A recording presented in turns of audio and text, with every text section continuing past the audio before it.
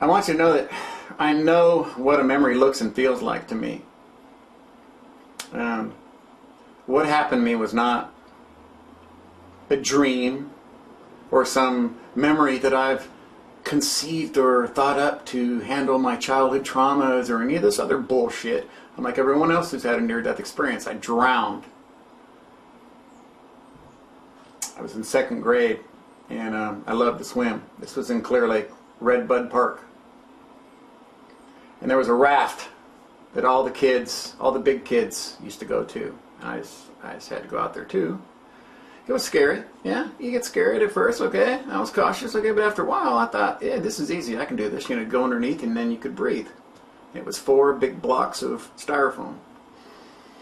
And you could see what you were doing basically, because once you got underwater, if you opened your eyes, you could see it was light and you could tell where the edge was. But on this day, it was cloudy. And we were there for the watermelon truck. There was a watermelon truck that came and gave everyone free watermelons. And that was a big deal, you know, for us kids. And I went out there and I remember I jumped off and I went underneath. And I was under there for a while. And I noticed I was getting cold. I was getting the shivers. I'm like, okay, I'm gonna go in. So I ducked under like I always did, casual, not one of these big, because I'm just gonna be right over here. And I ducked down and I started headed for the edge, and the edge wasn't there. It's all the same color. That was new. And I remember I started clawing along the bottom of the styrofoam. I can remember my fingers actually going into the styrofoam a little bit because it was a slime on it. I couldn't get a grip and I'm actually digging in with my fingers. And I remember that it's not giving me much purchase. And I remember the panic building.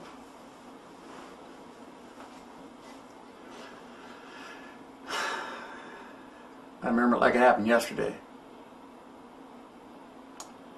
The panic like you couldn't believe. I drowned twice.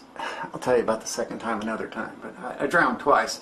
This first time was, the panic was, I remember just this thought of, oh no.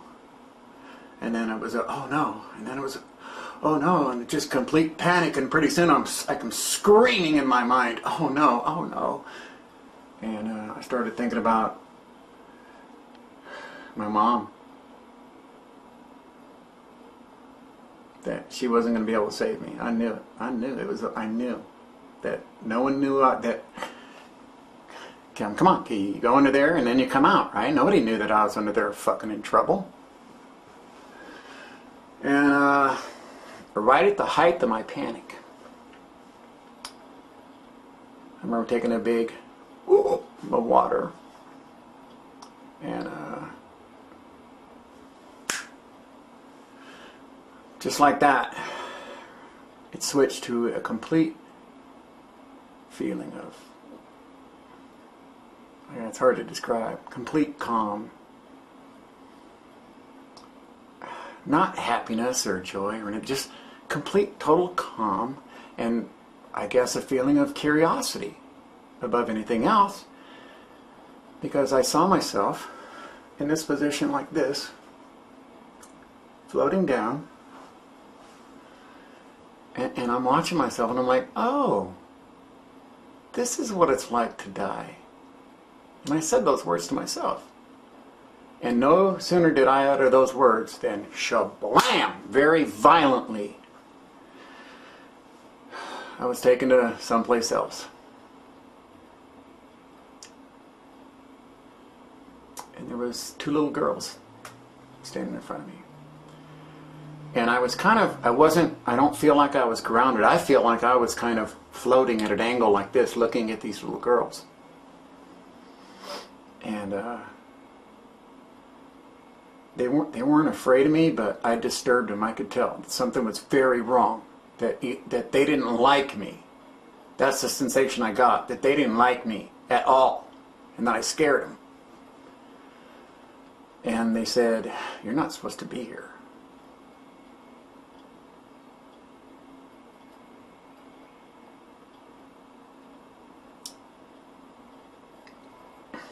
And that's enough for right now. I'll do another one soon. Okay, I don't know if this is going to end up being a 2-part video or not. It usually does when I get on this subject. I feel it's important. I believe I'm supposed to do the videos where I talk about my near-death experience. That it's important that I tell people out there who are good people, and they've looked for God their whole lives and couldn't find Him. Well, I looked for God my whole life after my near-death experience because I wanted back what I'd lost. It's just not here. And you don't have to feel bad about not finding it here, okay? If your friends are Christians, let them be Christians. They're not bad people. Religion on this planet, it doesn't matter what you believe. Believe what you want to believe, okay? If it makes you feel better, what's the harm in it, all right? If you're going to go out and kill people because they don't believe what you believe, okay, then you've fallen into religion's trap. That is a creation of man, all right? Look into the near-death experience. I think you'll find what you're looking for there, all right? Don't be afraid of death. I don't know if whoever I'm talking to has seen the video I did on the microtubules. They've discovered that all living cells have these microtubules. And in these microtubules, there's this quantum energy that some people believe stays coherent after death. That's what the near-death experience is that the quantum, that quantum information that makes us, each individual, stays entangled after death. Now, where it goes, I could tell you about my experience. I did videos about my experience the day Larry von Buren died. Where I went was nothing but love and acceptance. There was no religion there. And there's between 80 and 100,000 people a year have these near-death experiences. Now, science has always grouped them into the paranormal, but now a lot of doctors are saying they just cannot explain what's been going on, and that they're starting to do some research. Now, there's an anesthesiologist who basically started this looking into the microtubules because he was interested in where people went during anesthesia. And I believe, like he does, that at the time of death, when your body cells start to break down, these microtubules break down, and now the energy that makes you is now free. I would look into near-death experience and Kirlian photography, things that are they're looked at kind of like a pseudoscience right now, but they can't be explained. Is the point? All right. So, it's important that you not fear death. Don't live your life because you're mortal and you're going to die someday. Okay, we all die someday. What would be the point of living forever? Also, what would be the point of knowing the day you're going to die? If somebody told you you're going to die December 12th on 2022 at 12 a.m., your life would be different. You wouldn't live your life the way you're living it right now if you knew the day you were going to die, right? It would completely change everything. So, you're supposed to have a survival instinct. That's what keeps us all from checking out. If we all knew there was a better place on the other side, we would all just say, screw this shit, okay? And we would leave. So, I mean, that survival instinct is part of the animal in us that we can't get rid of. We're all mortal and we're all going to die. I've been close to that for a long time. And I've never been happier in my life. And if you knew the day you were going to die, I want you to think about that. If you knew the day you were going to die, you would live your life differently, wouldn't you? Right? So it's all a matter of choices. Life is a matter of choices, all right? And all you got to do is just try to be a better person tomorrow than you were today, and you'll be fine, all right? You're not going to be judged by some jealous God who kills and destroys and tortures and all that. It's not true. It's not true, all right? The God that I saw, you got to earn your way there, but it's something it's a natural process. It's the way it's supposed to be. It's just the way it's supposed to be. right? I don't know the answer to why we have to come in and live this existence, but that's just how it is. You know, there's been an experiment running since the 40s where they fired random particles through a hole in a target, and what they expected to find on the other side was this random pattern, and that's not what happened. A very intricate and delicate pattern emerged. Now, the only way that can happen is if the particle knew where to go, and that's my favorite saying now to my friends when they get upset or depressed or the world's kicking their ass, is the particle knew where to go. Okay? That means that time runs forward and backwards. It's like it's on a reel. It's already been manufactured. And what's going to happen is going to happen. That's it. So just live within those parameters.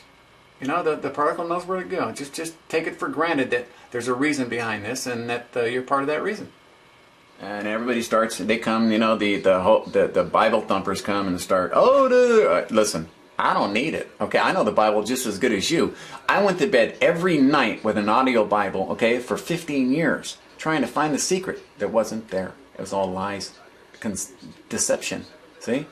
If I wanted to read the Bible, I'd read the Torah anyway, okay, which is the Bible all these guys thought they'd just chop up and make their little version of, okay? So religion, I don't do religion, okay? It's all just humans trying to understand this feeling we all have, this basic tie, okay, we all have, okay, to God.